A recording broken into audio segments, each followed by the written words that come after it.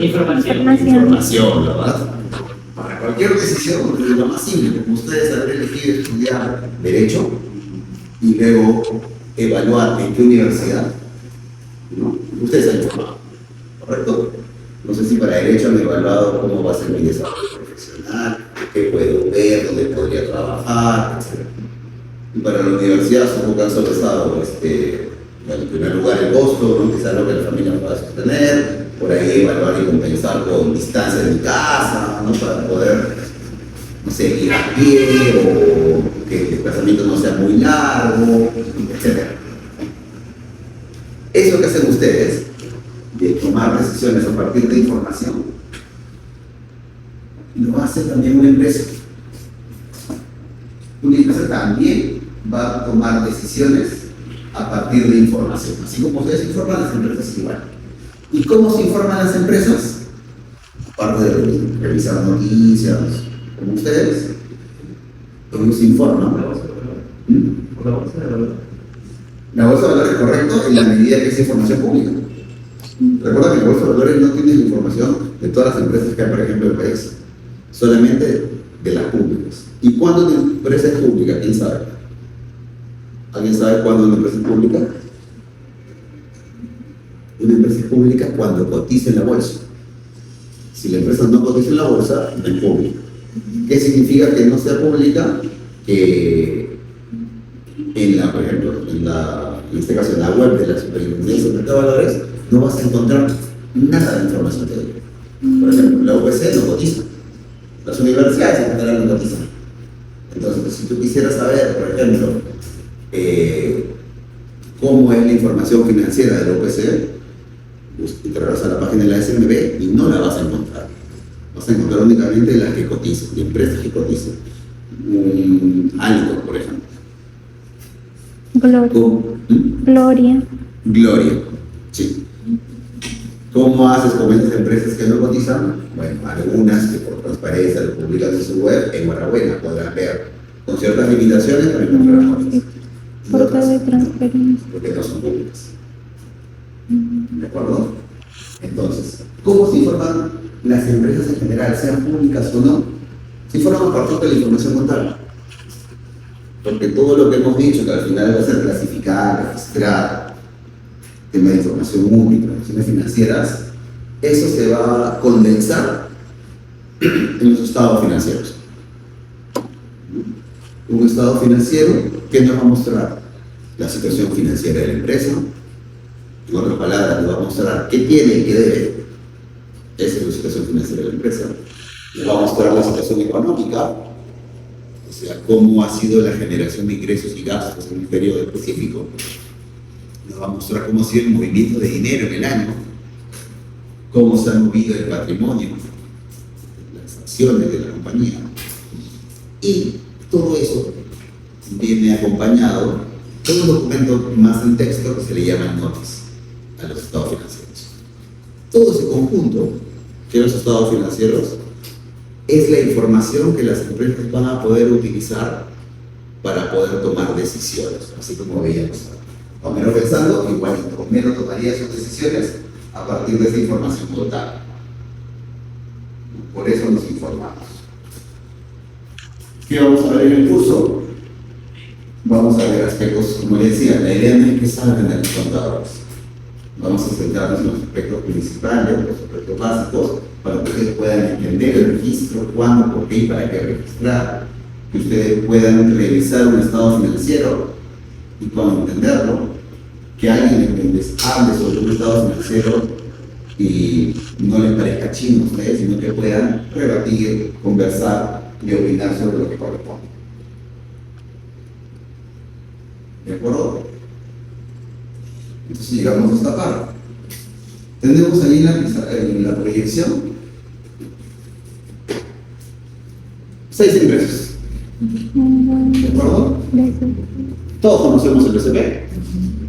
Honda, Autos, PwC, PricewaterhouseCoopers, ¿conocemos? Ya, sí conocen los estudios de abogados, ¿verdad? Clarísimo. Ya, igualito como existen estudios de abogados, existen empresas auditoras consultoras. En el mundo existe a lo que se denomina las Big Four. ¿Quiénes conforman las Big Four? PricewaterhouseCoopers, tienen Deloitte, KPMG y Ernst & Young. Esas cuatro empresas brindan servicios de auditoría y consultoría. Aspectos financieros, contables, tributarios, legales. Entonces, una alternativa más de trabajo, por ejemplo, con ustedes. Es una Big Four, no solamente los estudios de abogados. Entonces, tenemos ahí esa empresa de servicios como PwC, estudios que bien conocen, Primax, Alico. A estas 6, sumémosle la clásica bodega que tenemos en la esquina del barrio. ¿De acuerdo? Pues tenemos esas 6 empresas y hay que añadirle la bodega de la esquina del barrio. Pregunta, ¿qué tienen en común esas 7 empresas? Todo el lleva registros contables. Ya, la bodega llevará realmente registros contables. Porque entiendo por lo que dices, estas 4 grandes, esas 6 empresas grandes, si van a llevar registros contables. Además, tendrán sus áreas contables, ¿no? Donde habrá un responsable de los resultados financieros, todos los fines de mes va a firmar con sangre esos documentos y es responsable de la información que se da. Pero acá en la bodega de la esquina, no es buena contable. En el mejor de los casos es el bodeguero y el monitor, y alguien que lo ayude. Pero ¿tendrá información contable según lo que has dicho? ¿O no? ¿Qué dice? Tendrán información, pero quizás no sea procesada de la misma manera que la procesan en las otras empresas. Correcto. Lo que van a tener en común todos, exactamente como estuvo primero, es que van a tener información contable. La diferencia es la forma como la tienen. Acá va a estar súper claro, estructurado, van a seguir todos los lineamientos contables que existan, porque encima estas empresas, bueno, muy bien es público, Price tampoco es pública, pero Honda, BCP, Alico, Primax, al ser públicas, en el Perú las empresas públicas que cotizan en la bolsa están obligadas a que todos los años pasen por una auditoría financiera. O sea, porque una de estas empresas que les decía Big Four, u otras empresas que no son Big Four, pero que son sociedades de auditoría, revisan sus estados financieros y lleguen a una conclusión de que la información financiera del año 2024, por ejemplo, es razonable. ¿Por qué les digo razonable? Porque le evalúan que sí, que en rasgos generales esa información financiera contable ha sido elaborada cumpliendo las normas contables que rigen en el país. Entonces, esta chiquita no va a tener todo eso. Pero como dijo su compañero, no lo tendrá de esa manera. Pero sin saber, es muy posible que el bodeguero lleve un registro contable a su manera. ¿Cómo creen que el bodeguero llevaría un registro contable, por ejemplo? Anotando cada venta y luego sacando al final del día todo lo que ha vendido, Exacto, ¿no? lo que tiene que comprar. Cuando realiza hace un listado de las ventas del día, ¿qué cosa le interesaría marcar a ese bodeguero? Ingresos. Ya, ¿y cómo llegaríamos las ganancias? Un porcentaje de los 3 soles, ¿cuál de 350? Ya. Vale, lo mejor que enfocamos primero ahorita en la venta. ¿Qué información le va a ser útil a ese bodeguero de la venta? El ingreso neto. Antes del ingreso neto. Ya, tiene que tener algo de relación con eso, pero ¿Cuántos se venden a diario? ¿cuánto se vende y de esa venta cuánto se cobra? ¿O cuánto está por cobrar? ¿Verdad? Al bodeguero le interesa vender, por supuesto, pero de la venta, ¿qué le interesa saber?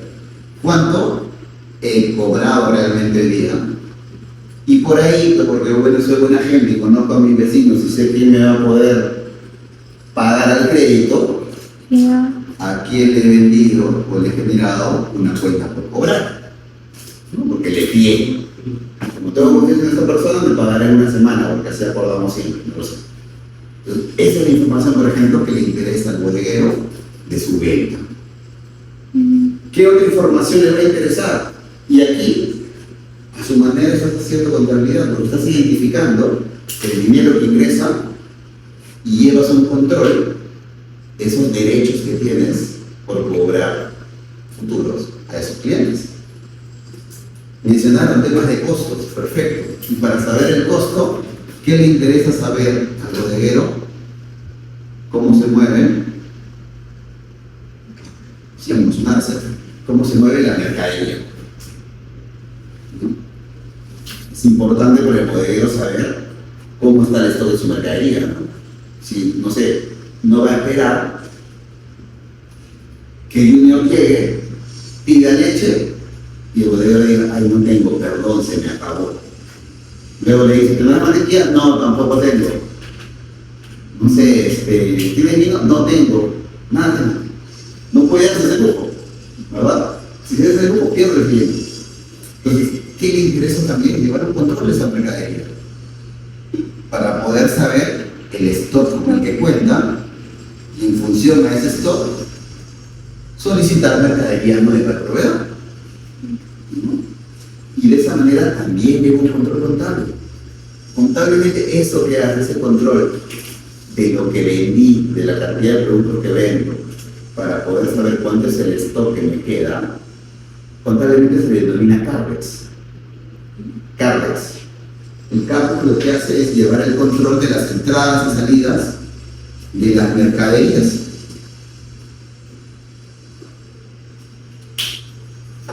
Entonces, aquí, sin utilizar, sin hacer el CAPEX oficial, digámoslo, a su manera, de manera empírica posiblemente, lleva ese control.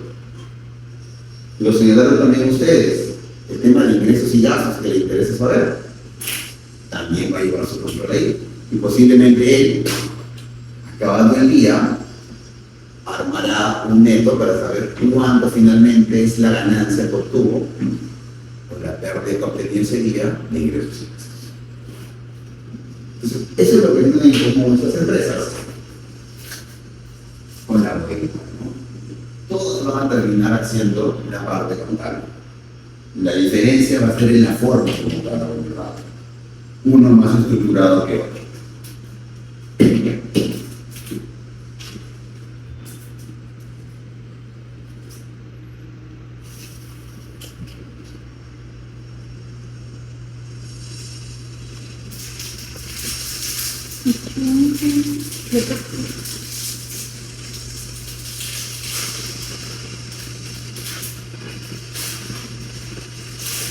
Entonces llegamos a la pregunta que les hice al inicio, ¿no? ¿Qué es contabilidad?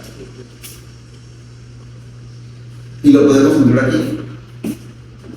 Recuerdo que mi profesor en la universidad me lo definía así: contabilidad es el lenguaje de los negocios.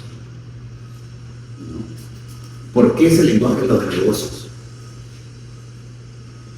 Y hace unos años, desde el 2000 aprox, la contabilidad se uniformizó. Y las reglas contables son únicas para todos. ¿Cuáles son estas reglas? Por ahí ustedes van a escuchar en algún momento hablar de las NIF o IFRS, que son las normas internacionales de información financiera. Estas normas sientan las bases. Entonces, la forma de registrar una transacción financiera va a ser la misma aquí en Perú, en Singapur, en el África, en algún país europeo, asiático, en cualquier parte del mundo. Eso es lo que ayuda, y por eso es que se llama el lenguaje de los negocios. ¿Qué pasaba años atrás?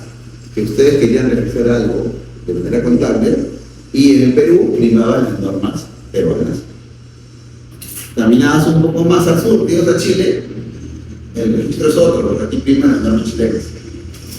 Cruzabas el charco, te ibas a Europa. Disculpen, ustedes han hecho mal, ¿no? Porque aquí se registra así, porque son las normas españolas. Cada país tenía su normativa. ¿Cuál era el problema? Es que no podías comparar la información. Si tú tenías una visión de futuro para seguir creciendo y querías comparar tu información con cómo era una empresa de tu mismo rubro en primer mundo, no podías. Porque decías, no tiene sentido que yo registre tanto gasto o tanto ingreso y ellos no lo tengan, ¿no? Entonces la contabilidad se actualizó, modernizó y generó eso, un mismo idioma para todos. Y eso es lo que permitió que la contabilidad, al día de hoy incluso, se le conozca así como el lenguaje de los negocios. Porque esa uniformización de las normas contables permite eso, que todos hablen ese mismo idioma. Y es más fácil poder tomar decisiones ahí. Es más fácil que, si es que mi empresa tomó la decisión de querer financiarse, como le decía, y no como un banco, sino como accionistas nuevos, que este potencial accionista que venga de otro país, con su equipo, revisen la información financiera de nosotros y la entiendan, porque la norma es la misma que aplican en todos lados. Importante aquí tener en cuenta, ¿no?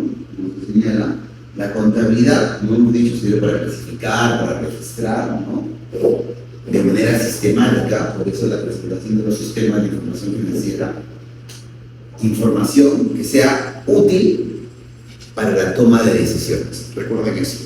La contabilidad nos va a permitir, nos va a brindar información útil para la toma de decisiones.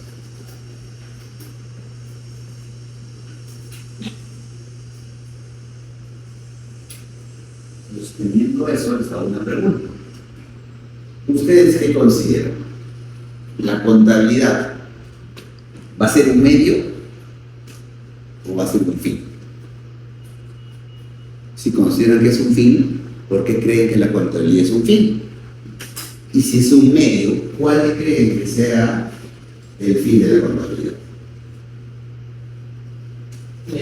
Un medio Para maximizar beneficios o maximizar, o sea, tomar una correcta decisión. Para eso. La contabilidad, recuerden, siempre va a ser un medio para esas tomas de decisiones. La contabilidad en sí no es un fin. No acaba en que simplemente registro que tengo mi estado financiero y me lavo las manos y se acabó. ¿No? El contador, su función es registro todo, analizo, presento el análisis. Con esa información fría de los números y el análisis que se entrega, es ya el financiero, su jefe, el CEO o el CFO, quien tomará las decisiones de la empresa. Por eso la contabilidad al final es un medio para esa toma de decisiones. Pregunta. Acá hay dos imágenes. ¿Verdad? Lado izquierdo de ustedes, una mesa, personas bien a la tela, ¿verdad? Internaditos, sastre, discutiendo sobre ABT. Al lado derecho tenemos un mundo variopinto, tenemos de todo tipo de personas, desde la ama de casa, el granjero, el doctor, todos igual, en teoría juntos en una mesa y están tomando algún tipo de decisión. Pregunta, ¿cuál de esas imágenes representa de mejor manera al usuario de la información financiera? El de la derecha. El de la derecha, ¿de colores? ¿Todos de acuerdo? ¿O alguien piensa que es el de la izquierda? En realidad podrían ser ambos, Ya, ¿por qué? porque de una u otra manera todos necesitamos llevar un ingreso contable, tanto en tus finanzas personales o en tu empresa. Ok. ¿Alguien piensa distinto? ¿Alguien considera y se quedaría con una de las dos imágenes? ¿Cuál sería esa?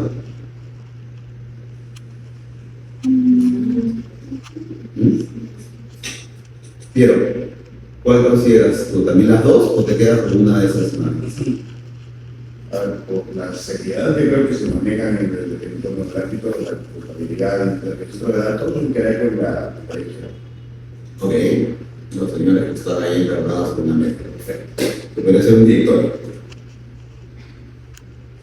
¿Te quedas con alguna de las dos? La de la derecha. ¿Por qué? Es una reflexión mejor a la persona que está en la misma zona, porque el financiero procesa para todo, literalmente. Desde el día a día, para los demás, para Ok. María, ¿con cuál de las dos imágenes te quedarías? Yo prefiero la primera. Considero que la primera. ¿La primera te refieres a la izquierda? A la de la izquierda. Ya. ¿Por qué ella, esa imagen en lugar de la derecha? Por donde están las personas como ejecutivos, tomando decisiones, por ese lado. De acuerdo. ¿Hay alguien más que secunde? ¿Cuál es tu nombre, perdón? Sergio. ¿Alguien más que secunde a Sergio con las dos? Los dos. Yo voy también por los dos. ¿Por qué serían las dos? Bueno, como lo dije al inicio, y además se dice usuarios, es tanto puedes usar esto a nivel personal. No sé, ahí más parece que es como una comunidad que están tomando decisiones, no sé, para hacer puentes, no sé. Y en acá es más una empresa más formal, se podría decir, pero ambos requieren de esa información financiera. De acuerdo. La respuesta de las dos no es una sola. Las dos imágenes representan a los usuarios de la información financiera. ¿Por qué? La imagen de la izquierda, ¿no? Digamos, son los usuarios de información clásica, porque automáticamente se nos viene a la mente, ¿no? Que es la alta dirección. Porque en teoría el área contable prepara los informes, se los entrega a los gerentes se reúnen, ¿no? Y toman las decisiones en favor de la compañía. Correcto. Pero yo les digo, ¿qué pasa? Justo el ejemplo que les daba hace un momento. Nosotros todos tenemos un sol, tenemos una acción de la empresa. Somos la empresa 510. ¿De acuerdo? Y necesitamos dinero para financiar una maquinaria nueva. Alternativa 1, pedirle préstamo al banco. Lastimosamente, las tasas de interés al día de hoy son muy altas y hemos llegado a la conclusión de que no nos conviene pedir préstamo, porque no vamos a poder generar la cantidad de dinero para pagar ese interés. ¿Qué nos queda como alternativa? Ir hacia nosotros, que somos los accionistas, y ver si podemos aportar más dinero. Pero estamos justos, no tenemos para ponerle un sol más. La otra alternativa es buscar nuevos accionistas que se incorporen a nosotros. Tocamos la puerta a potenciales accionistas y les presentamos nuestro proyecto, ¿no? Necesita que, mira, presentamos la empresa, etc., la información que nos hemos ido generando en los últimos años. Sin embargo, ahora, para seguir creciendo, necesitamos una nueva máquina que cuesta tanto y por eso venimos a ofrecer la acción a la empresa. ¿De acuerdo? Ese potencial accionista, que es la empresa 501 del frente, ¿qué necesita realizar para poder llegar a la conclusión de que va a unirse a nosotros en este negocio? La información completa. Va a revisar la información contable, la información financiera. Pregunta, ¿en ese momento no será un usuario de la información financiera? Sí. ¿Y forma parte de esto ahorita? Todavía no. No está en este grupo. Podría estar acá. Ahora yo les digo, ¿qué pasa si les dejo una tarea? Les dejo un trabajo y en ese trabajo les digo, necesito que cada uno se junte en el grupo de, somos 13, 3 grupos de 3 y uno de 4, ¿no?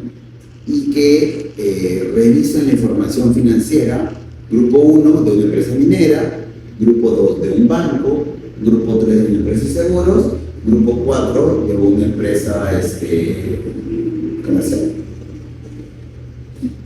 Para poder hacer la tarea, ¿qué necesitan hacer ustedes? Tener conocimiento Tener para conocimiento. poder. Exacto. ¿De qué? De la empresa que han elegido, porque yo les había dicho. ¿Dónde van a encontrar la información de esa empresa? En los estados financieros. En ese momento que ustedes estén evaluando la información financiera, ¿son usuarios de la información financiera? Sí. Y no forman parte de este primer cuadro. Podrían estar acá. Por eso les digo, al final, todos son usuarios de la información financiera. Lo que va a diferir es si son usuarios internos o son usuarios externos.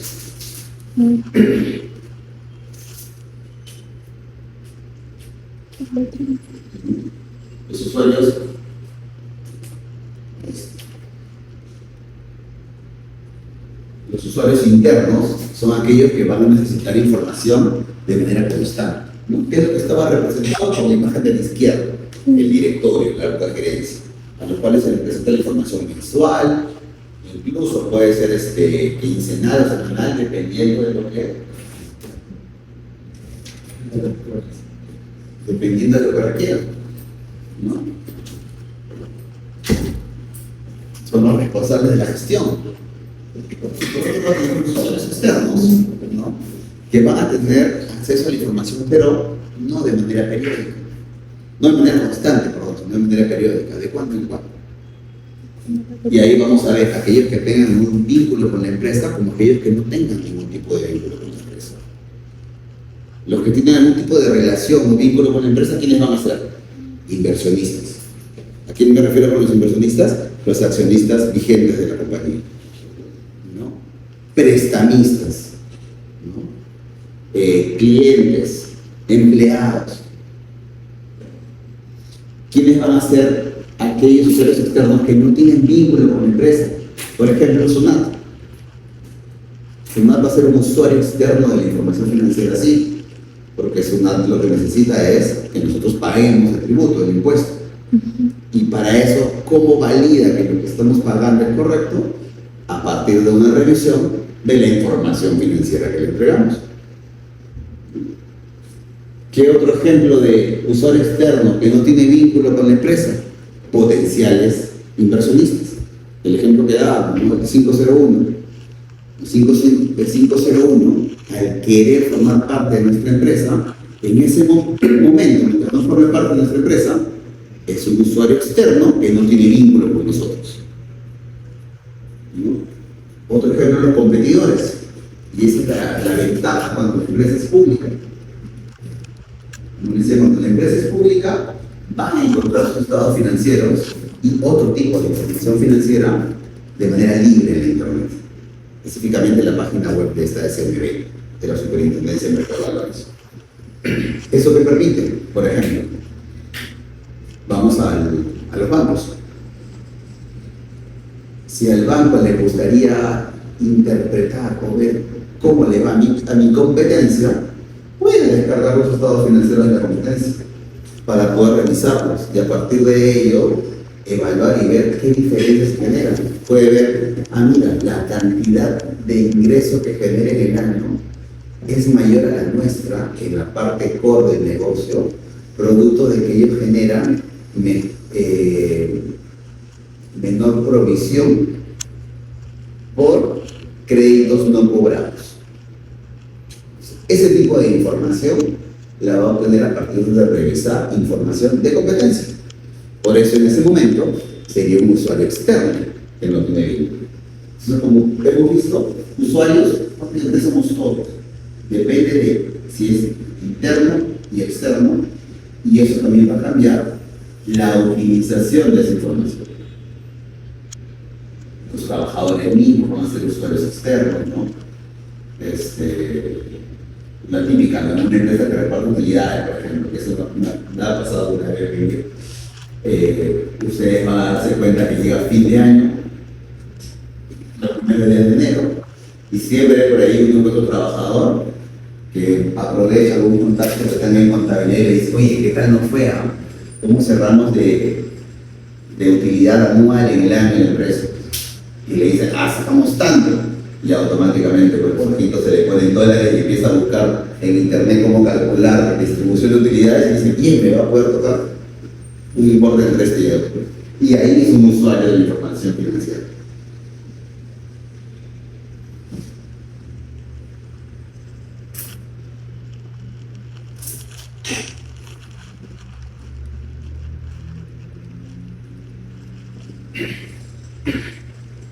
En contabilidad y globalización es importante tener presente lo que decía hace un momento sobre este lenguaje de los negocios. La uniformización contable a partir de un único marco, que son la NIF. Y eso que viene de la mano con los sistemas con la tecnología, los ERP. ¿Por qué les digo esto? Vámonos a inicios de los 90. Imaginen, estamos en el inicio de los años 90 y nosotros trabajamos en SAP, por ejemplo. Y yo les hago una primera pregunta. ¿Cuántas ventas cree que hace SAP en un día de que se sabe que está acá en Salaverry, en el centro comercial? Por supuesto. Solamente el SAP. ¿Cuántas ventas cree que hace en un solo día? 100. ¿Cuántos? ¿Son números? 500. Medio millón de ventas. Si es sentido físico. Sí. O sea, número de ventas, no importa. Número de operaciones. Unas 600. Dice 500 ventas en un día. Más de 100.000. 100.000 ventas en un día. Ya. ¿Alguien da una cifra mayor o menor? 1000 ventas en un día. Ya. Miren los números que han dicho. Ahora, eso solamente es sala de Salaverry. ¿Cuántas salas hay en Lima? ¿Cuántas salas hay en el Perú? Ya. Imaginemos que el número de ventas de Salaverry se replica en todas las salas. 6.000, tenemos en 5.000. 5.000 operaciones de venta. No estamos hablando de importes, sino operaciones de venta. Hoy en día tenemos la magia de la computadora. La venta por computadora y con inteligencia artificial, literal es un botón y nos genera la información de los estados financieros.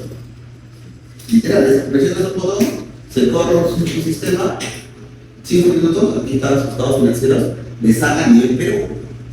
Ni siquiera de Saga a nivel Perú. 30 años atrás, cuando no estaba tan fuerte ese tema de la globalización, imagínense a los pobres contadores de país pobre, porque todos los técnicos tenían trabajando como hormiguitas, registrando operación una a mano, en los cuadernos contables, porque antes no había la computadora. Se registraba a mano. Entonces, imagínate registrar 1000 transacciones todos los días y replicar eso por cada empresa, por cada localizada, y más aún, que llegue el fin de mes y tengas que armar el estado financiero, y el estado financiero es por tiendas armadas de todo el país. La información está en el Perú. ¿Quiénes son los encargados de trabajar? El área de contabilidad. En el área de contabilidad se encarga de armar la información. Pero hay una específica, ¿es aquí o...? De cada empresa, pues. Claro, o sea, legal. Cada empresa que ha empezado asumiendo... Claro, tú tienes cada local.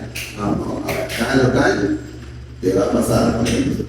Si nos vamos 30 40 años atrás, cuando no había el apoyo tecnológico, lo que tú tenías era un Manual cada uno. Yo supongo que en ese momento ahí debería haber alguien que está registrando todas las operaciones.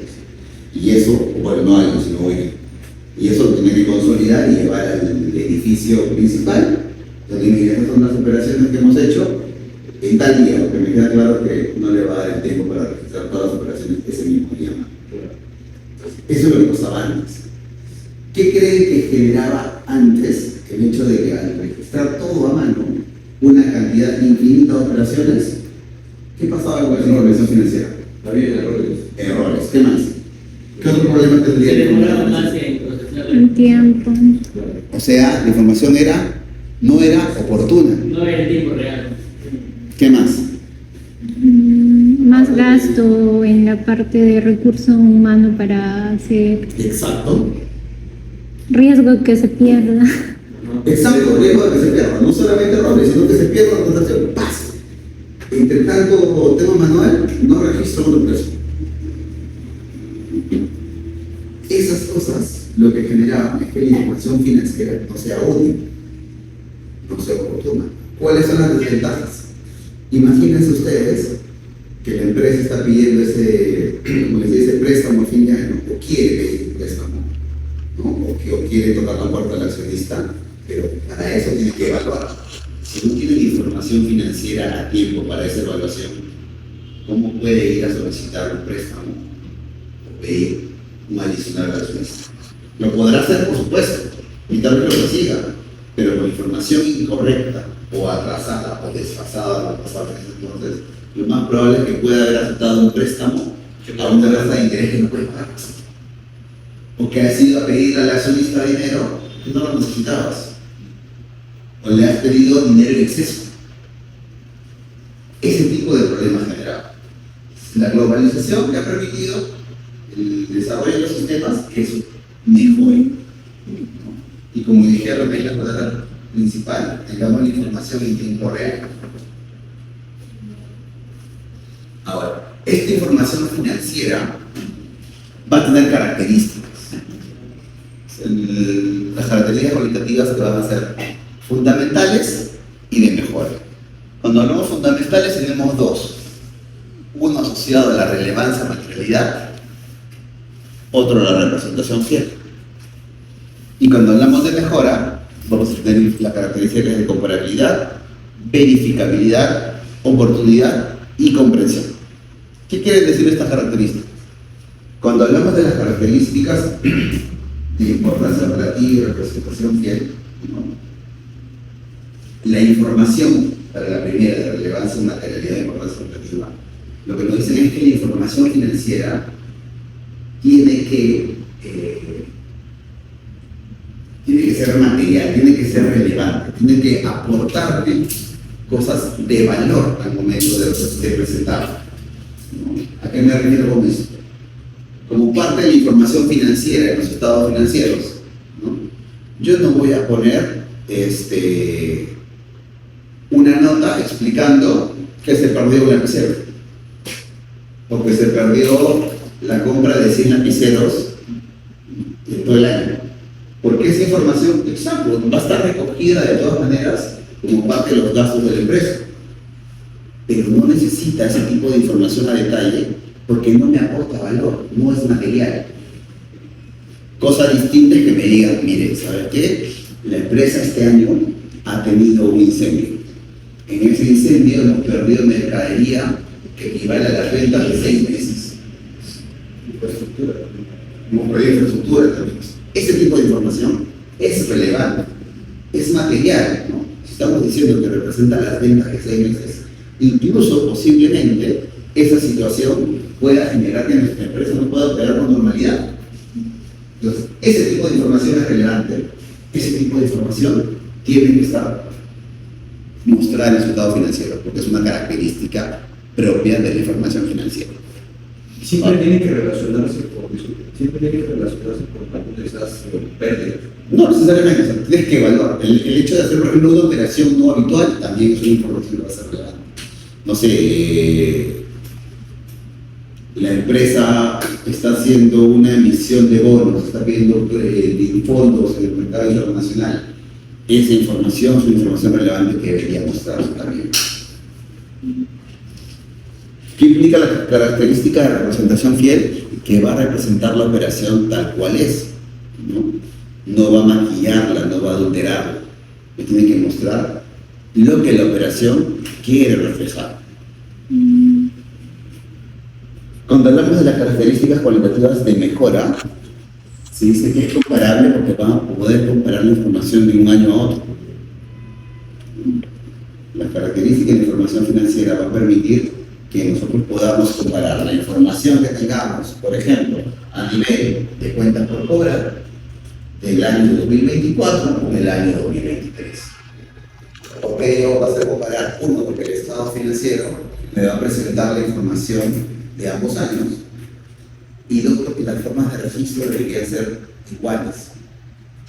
Y si hubiese algún cambio por algún tipo de medición, se tiene que especificar en las notas, ¿no? La diferencia que ocurre entre uno a otro.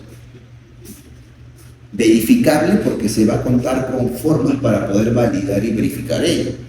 Si es que se habla, por ejemplo, de préstamos obtenidos en el año de determinados bancos, es verificable. ¿Por qué? Que puedo acudir a los contratos para corroborar que efectivamente han recibido tanto dinero de tanto que tal banco y la tasa de interés que me van a cobrar es tanto. Han realizado un arrendamiento o varios arrendamientos, están los contratos para validarlos. Por eso es verificable. Oportuna, lo mencionábamos en el ejemplo de Saga, ¿no? De nada me sirve tener, si necesito tener la información de diciembre de 2024, máximo en quincena de enero, de nada me sirve contar con la información en junio del año siguiente, porque dejaría de ser oportuna y no me va a permitir tomar las decisiones que consideremos en pro del negocio. ¿Por qué la característica de comprensibilidad? Porque se espera que la información financiera pueda ser entendida por cualquier usuario que tenga un conocimiento sobre negocios o un conocimiento mínimo sobre contabilidad. Con esto hay que tener mucho cuidado, porque hay a veces algunas personas que dicen, bueno, porque está comprensible y quiere decir que lo tengamos todo, que tengamos algún conocimiento de contabilidad, puedo omitir información. No, no es así, porque recuerden que la información también tiene que ser material. Entonces yo no puedo omitir, por ejemplo, una operación con la idea de hacerlo comprensible porque esa información es difícil, ¿no? O es un tema complicado. Porque puede ser que ese tema complicado sea tan importante que puede ser realmente significativo al momento de explicar las operaciones y las situaciones que se han dado en un año o en un periodo de tiempo que se precio.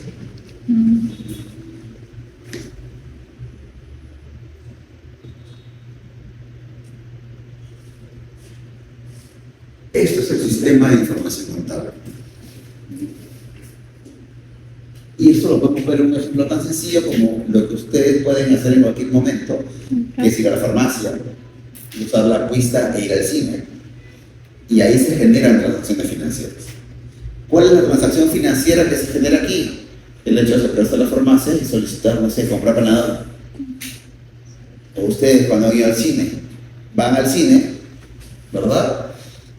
Compran su, bueno, imaginemos que no han utilizado el app, ¿no? Sino que han ido a comprar la entrada del cuarto. Muy arcaico, pero bueno. Hay gente que lo hace. Y compran ahí su canchita y compran su entrada. La compra, ¿no? Ya genera una transacción financiera en ese momento. Eso va a tener un impacto en nuestra contabilidad. Esa transacción financiera que hemos identificado, en este caso la entrada, la compra de la entrada en el cine, la compra del Panadol en la farmacia, va a tener que registrarse en un libro contable que se llame libro diario. Ese libro diario lo que va a hacer es agrupar todas las transacciones financieras que se han realizado, como su nombre lo dice, en ese día. El libro diario de hoy estamos 6 de septiembre. Va a tener todas las transacciones financieras que se han realizado hoy, de septiembre. Podrá haber compras, podrá haber ventas, pagos, etc. Cualquier transacción financiera de ese día. La información de este libro diario, siguiendo ese sistema de información, luego pasa a otro libro, que se llama el libro mayor. Este libro mayor lo que va a hacer es esa información que teníamos en el diario, la va a dividir, la va a segmentar. ¿De qué manera?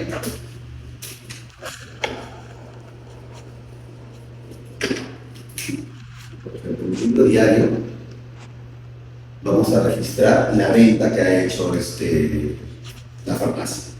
¿Ya? Cuando representamos una transacción, vamos a ver en el curso que siempre una transacción va a tener como mínimo 2 efectos. Entonces, la transacción de la venta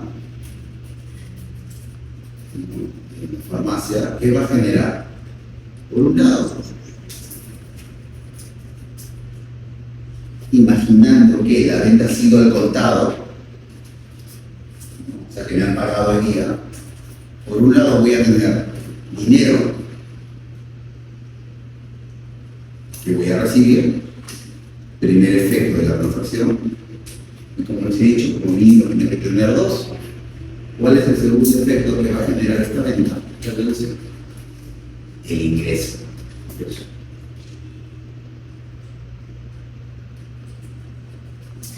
¿De acuerdo? Y esto, ¿cómo se va a llevar? Esto es el genérico, ¿cómo se va a llevar a las cuentas contables? El dinero se va a registrar en una cuenta, vamos a ver que se llama efectivo y equivalente de efectivo. Y el ingreso considerando que es una venta que es del giro del negocio y una cuenta que se llama venta. Una de las cuentas que utilizamos solamente en ese momento. ¿Por qué les menciono ese tema de las cuentas, adelantándole un poco a los temas que vendrán después? Porque eso lo voy a ver en el libro diario. Cuando lo pasemos al libro mayor, lo que les decía, todas estas transacciones que se registraron en un solo día se van a tener que desagregar. ¿Y desagregar cómo? En cuentas. Voy a tener acá la información de una cuenta, la información de otra cuenta, la información de otra cuenta. ¿De acuerdo? Entonces voy a tener acá la información, por ejemplo, ¿de qué cuenta? De la cuenta de efectivo. Voy a tener toda la información de la cuenta de venta. Y asumamos que ha habido ciertas ventas que no las realicé en efectivo, ¿no? Sino que se ha generado una obligación posterior de cobro. Tendré alguna cuenta por cobrar. Entonces, este libro mayor lo que va a hacer es toda la información que yo tengo acá en cada una de las transacciones que he registrado en el libro diario. La vamos a ir separando. Entonces va a decir, ok, tenemos en la transacción 1 que se registró efectivo porque ingresó por 100 soles. Registrará 100 soles en efectivo en este lado derecho que se llama venta. Lado izquierdo se llama venta. Luego dirá, claro, pero eso registré porque se generó una venta. Ya, la venta aumentó, se registra en el haber. No le voy explicando por qué en algunos casos va en el debe y otro en el haber. Ahora va a decir, claro, pero eso es una transacción. Pero luego se hizo otra venta en ese libro diario de ese día. Y en esa otra venta, ¿qué pasó? Ya no me pagaron, sino me dijeron que te pago después. Una cuenta por cobrar. Registro la cuenta por cobrar. Registro la cuenta. Y así se van dando en todas las cuentas que se van a utilizar en los libros diarios. Entonces,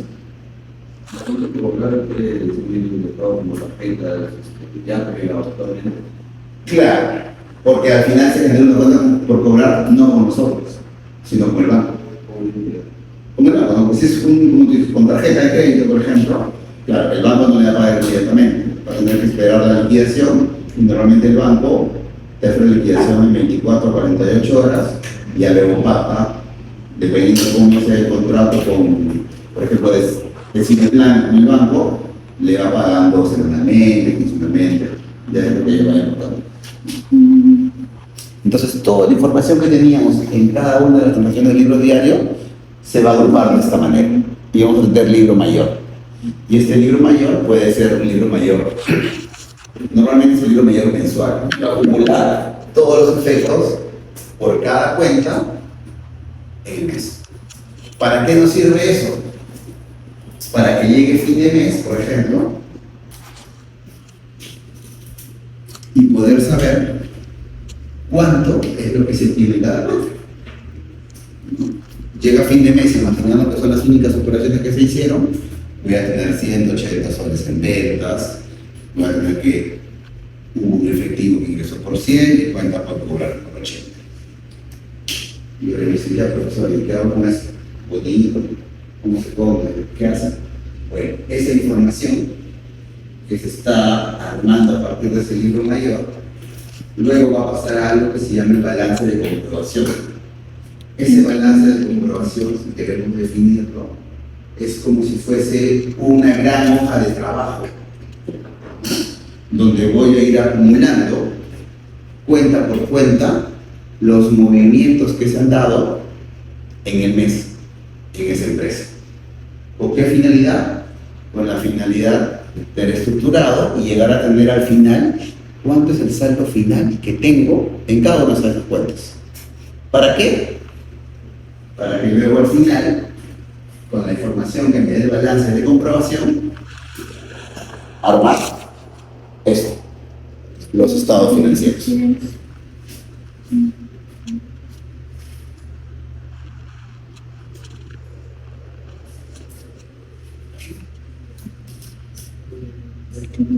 Ahora alguien me va a preguntar, ¿estados financieros?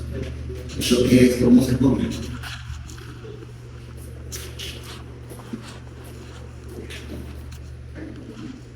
Estados financieros, una forma de escribir estado financiero más corto es con doble E, doble F.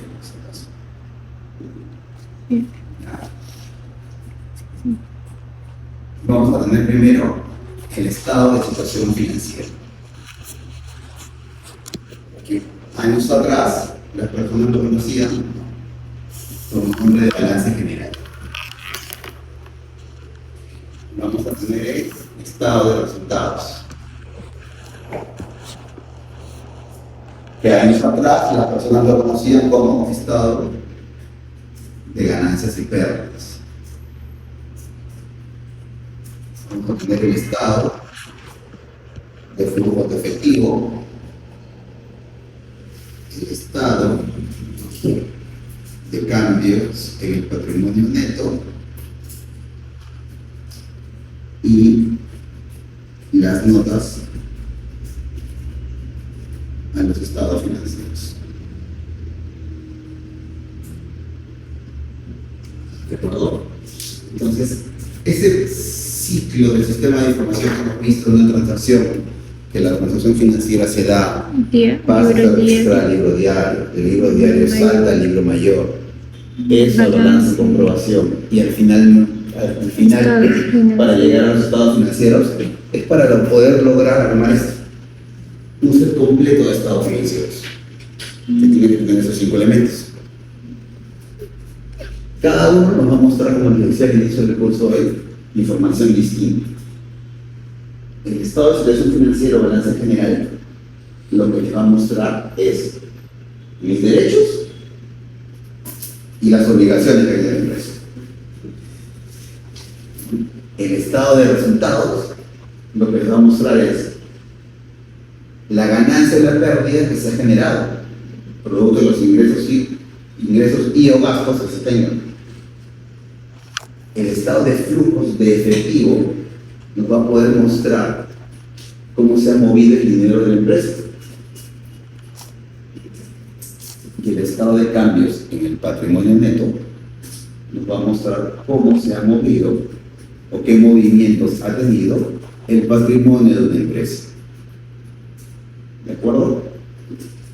Y bueno, el último, como dice las notas, es lo complementario, donde van a poder encontrar explicaciones de cómo está conformado cada uno de los rubros que se señalan en los estados financieros anteriores. Igual después vamos a desarrollar un poco más estos conceptos y cómo se compone cada uno de ellos. Y de esos 5, aquí tienen uno. Este es un estado de situación financiera. Justo el primero que les comentaba, que es el que nos va a mostrar, como les decía, los derechos y las obligaciones que tiene una empresa. Pregunta, si miran un ratito esta imagen, ¿qué les llama la atención de este estado financiero?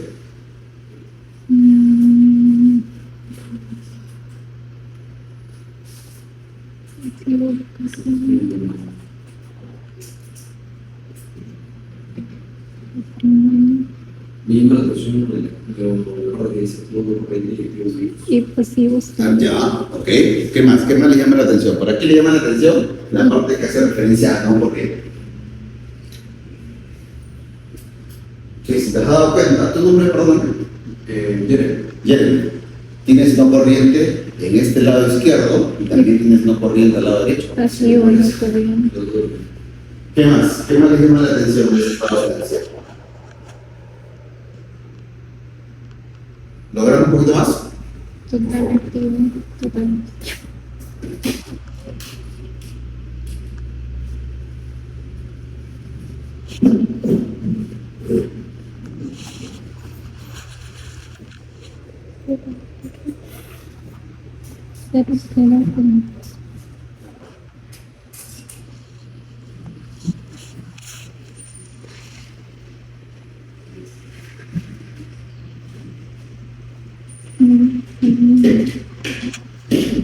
También está la deuda LP y arriba dice parte Deuda a largo plazo y parte corriente de la deuda a largo plazo. ¿Ya? Entonces, a ti te llama la atención que tengas una parte corriente y otra parte no corriente. Perfecto. ¿Qué más le llama la atención de este estado financiero? ¿No hay ganancias? Correcto, pero ¿por qué no hay ganancias? El pasivo para un equilibrio entre los dos. Ya. Eso es algo muy interesante lo que has dicho. Esta igualdad que se genera. Ahora, lo primero que decías, que no hay ganancias. ¿Sabes por qué no hay ganancias acá? Porque recuerda, hace un momentito lo dije, que el estado de situación financiera lo que me muestra son mis derechos y mis obligaciones. Las ganancias, ¿dónde dije que se muestran? En el estado de resultados. Acá no te vas a encontrar. Va a distraer. El detalle de ingresos y gastos está acá. Si tú quieres, y el importe que se genera como ganancia o pérdida del ejercicio, ¿no?, del año, va a tener que estar recogida dentro de este rubro, dentro de este bloque que se llama patrimonio, en un rubro que se llama como resultado acumulado. El resultado acumulado, vamos a ver después, lo que me va a mostrar es la ganancia o pérdida que la empresa, por ejemplo, le dice, el acumulado que se generó hasta el día que estás presentando o elaborando esta información financiera. Pero miren, ya tenemos dos cosas interesantes. Nos llama la atención que existe una parte corriente y una parte no corriente y que tengamos una igualdad en el lado izquierdo y derecho. ¿Por qué tenemos una igualdad? Les decía, el estado de situación financiera nos muestra derechos y obligaciones. Y este estado financiero es el único estado financiero donde van a ver esta igualdad, y esa igualdad tiene un nombre.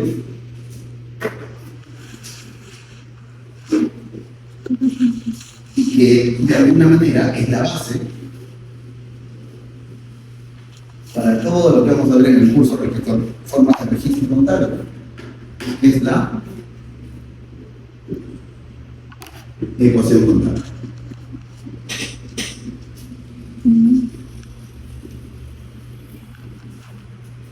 La ecuación contable que nos dice que los activos en una empresa, entiéndase por activos a los derechos que tiene la empresa, si es muy sencillo para darles definiciones cortas, va a ser igual a ¿qué? Al pasivo más el patrimonio.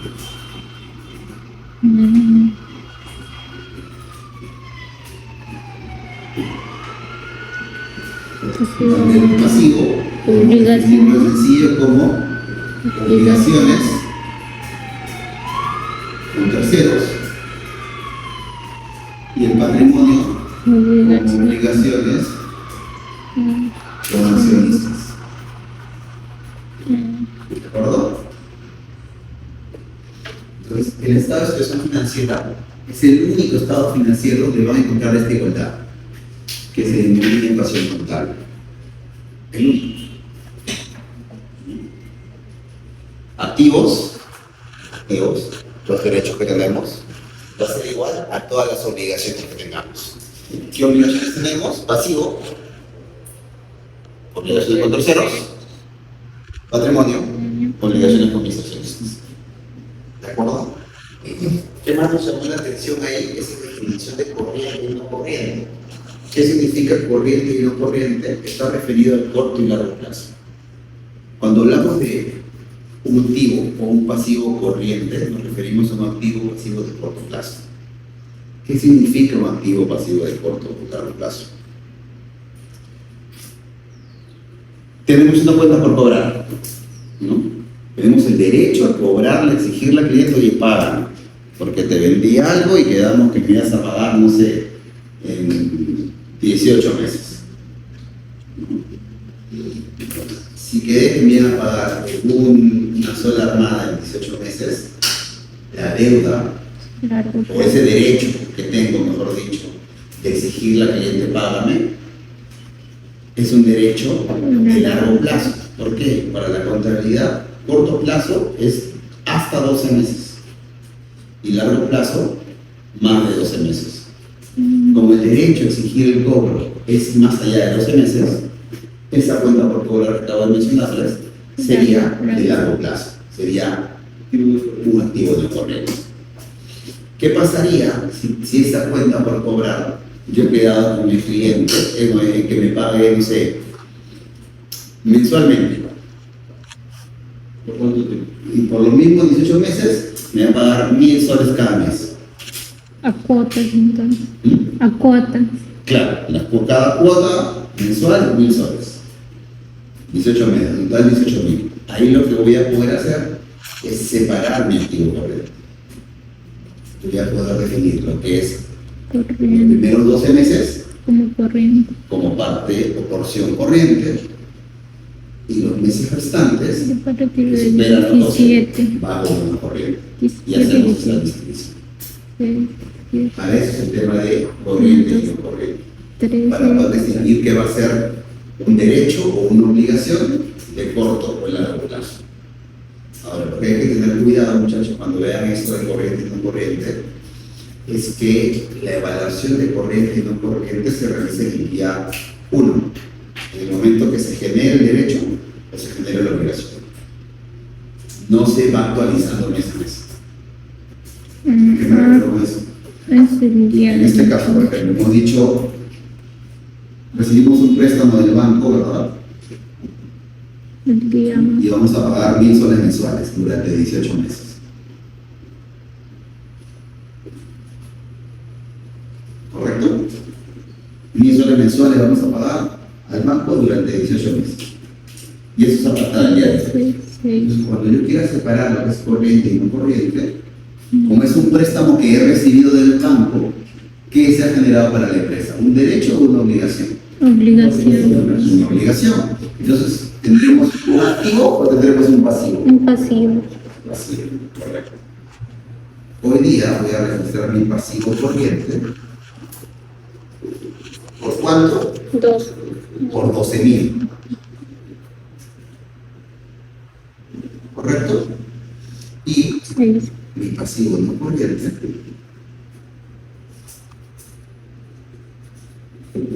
por 6.000.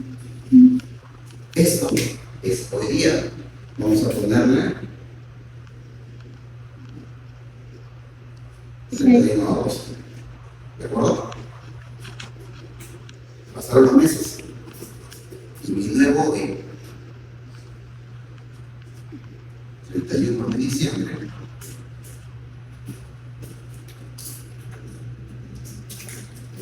Tenemos que volver a clasificar esa deuda. Y vamos a asumir que nosotros somos unos clientes modelo, responsables, y venimos cumpliendo con el pago mes a mes. Entonces, del 31 de agosto al 31 de diciembre han transcurrido 4 meses, ¿verdad? Todo septiembre, todo octubre, todo noviembre y todo diciembre. En teoría hemos pagado 4 meses de nuestra deuda. ¿Cómo sería la distribución corriente y no corriente?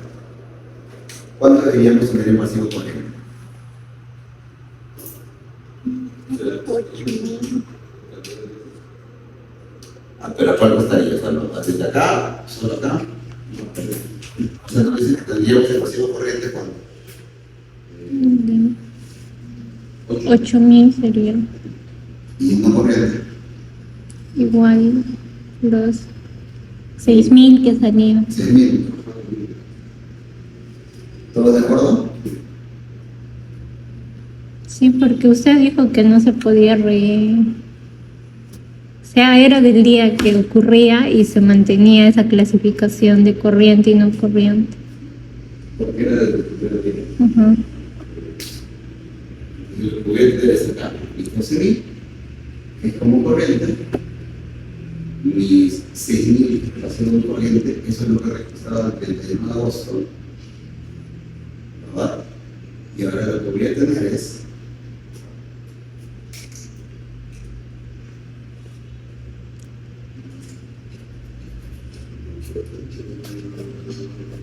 Y ya pagaste 4.000.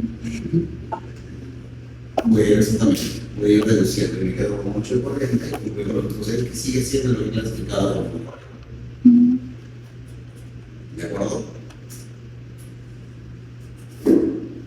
A veces esto se torna un poco complejo cuando se sigue con estos pagos mensuales, porque es más fácil, menos engorroso se ve, con eso solo pago, ¿no?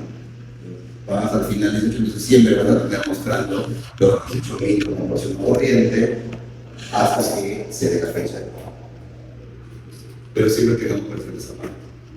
Porque hay algunos que empiezan a actualizar completamente y siempre van mostrando y disminuyendo, ¿no? Dice mi corriente, ahora sigue siendo 12.000, perdón. Y muestra 12.000 por varios meses. Usted paga corrientes que ha sido disminuyendo. Y la evaluación no es en función a cómo se va actualizando cada vez que el estado financiero, sino que es respecto de cómo se originó esa operación. Esto lo estamos mostrando es únicamente el efecto de este préstamo. Claro, la empresa en el año, con el tiempo puede tener más de préstamo. Entonces no necesariamente siempre vamos a tener este importe. Pero solamente por esta operación, por este préstamo, sí va a estar así. Por los otros préstamos, cada préstamo va a ir adecuando y modificando la parte corriente o no corriente del sistema. Cada préstamo también creo que tiene diferente fecha acordada, ¿no? Claro. Y creo que es más complejo cuando al momento de calcularlo con diferentes fechas. Es que por lo vas el sistema en teoría ya te va a ayudar en la generación. Ya. Si es que no lo tienes por sistema y tú lo vas a hacer tal vez vía un Excel, vas a tener que llevar tener un control, ¿no? Muy al margen del recálculo que vas a hacer de los intereses que generes, un control de cómo va a ir el comportamiento de esa porción corriente. Porque al final solamente para la presentación, para que puedas mostrar en el estado de situación financiera cuánto es lo que tienes como obligación de corto plazo y cuánto es lo que tienes de largo plazo. Solo con esa finalidad. Porque la obligación sigue siendo la misma, ¿no? Llega el 31 de diciembre y sea que pongas acá 12.000 y te quedes acá abajo solo con 2.000, igual vas a llegar a los 14.000. Otra cosa es que la presentación no vaya a ser la adecuada. Pero a nivel de saldo es el mismo. Y también, o sea, como ustedes se meten como obligaciones de pago. Obligaciones de pago. Cuando es un préstamo de los bancos, hay una cuenta que vamos a utilizar de aquí que se llama obligaciones financieras. Y ahí vamos a registrar los préstamos que recibamos de cualquier entidad financiera. Un banco, una caja, una cooperativa.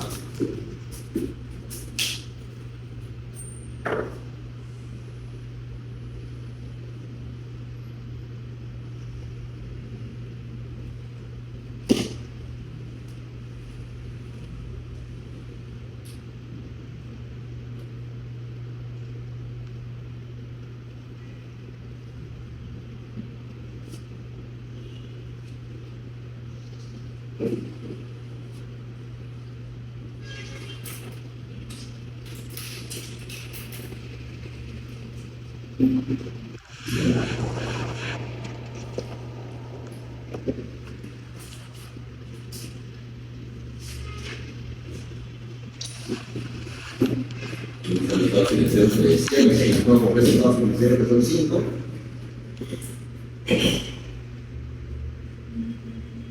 La vinculación, como decía, con la contabilidad de tributación para que lleguen al lado tributario es cómo vas a partir de tema impositivo. No, se van a guiar ustedes siempre por los lineamientos que estén en la ley del impuesto a la renta, IGB y otro tipo de impuestos que existan, ¿no? Pero todo va a partir de la base total.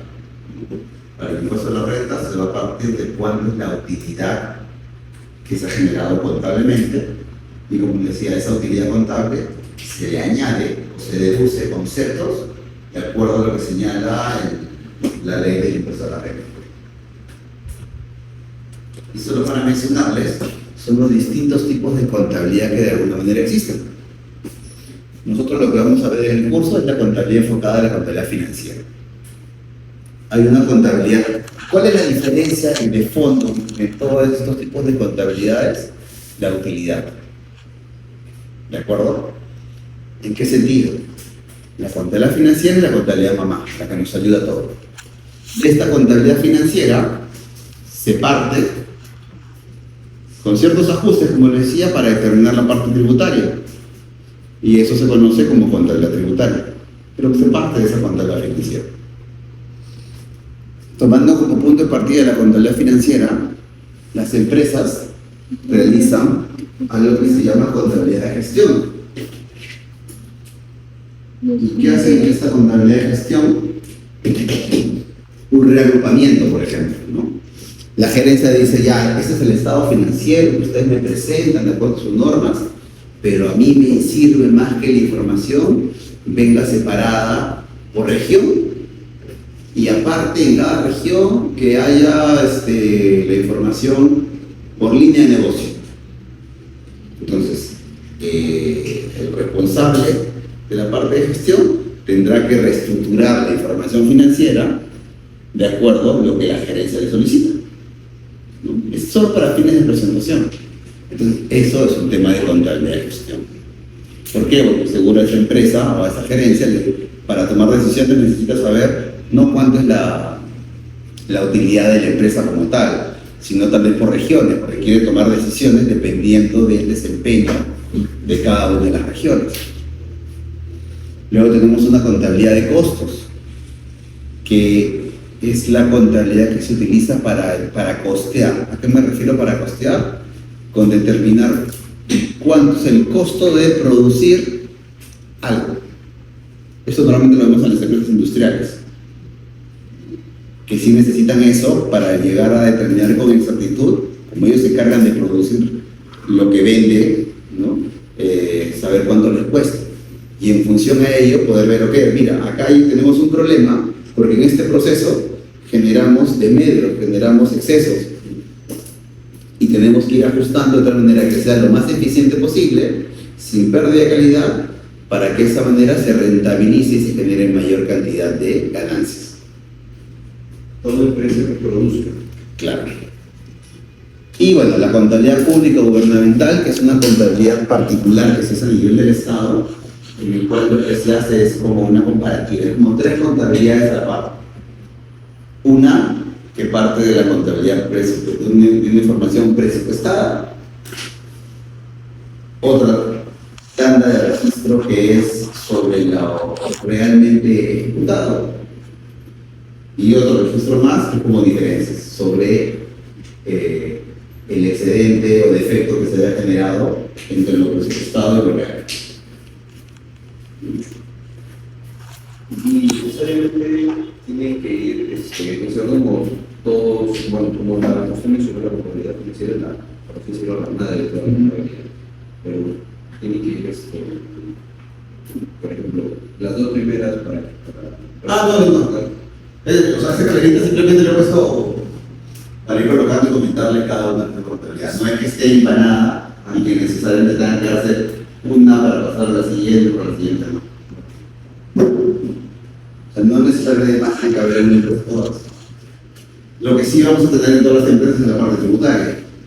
Pero no necesariamente todas las gerencias van a querer que sea una contabilidad de gestión como tal. Simplemente con la información financiera como viene, con el análisis que le pueda presentar el área contable, pues está conforme. Otros no, y otros querrán, como le decía, que me reestructure la información, porque para tomar mis decisiones necesito que esté presentada de esta manera. Y habrá otros que sí, específicamente no necesitan la gestión, pero se enfocan únicamente en la parte de contabilidad de costos. Porque como le decía, su core es la producción y necesitas ese costeo, porque ese costeo no solamente te permite saber cuánto te cuesta, sino que te va a poder permitir también definir luego el importe al cual tú vas a vender ese producto.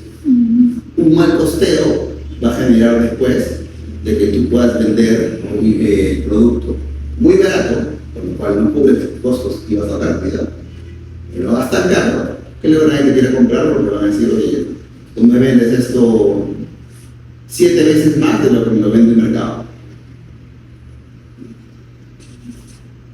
el core.